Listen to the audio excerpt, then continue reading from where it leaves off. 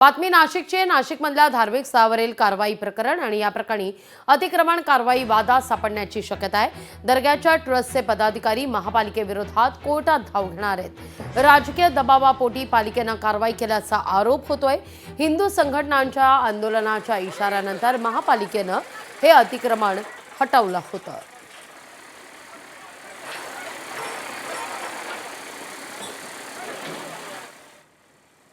आमच्या हिंदू आणि मुस्लिम भावना दुखवल्या गेलेल्या आहेत। कारण आमच्या नाशिकच्या ट्रस्टमध्ये हजरत सय्यद सात्विकच्या ट्रस्टमध्ये सगळे समाजाचे लोक आहेत आणि आपल्याला आव्हान करतो की आम्ही हायकोर्टात पण जाऊ किंवा सुप्रीम कोर्टात पण जाऊ, जेव्हापर्यंत न्याय नाही भेटत आम्हाला आम्ही हलणार नाही।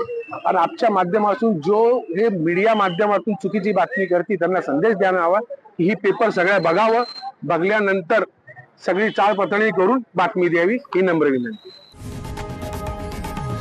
लोकशाही मराठी ऐका, पहा, जागरूक रहा।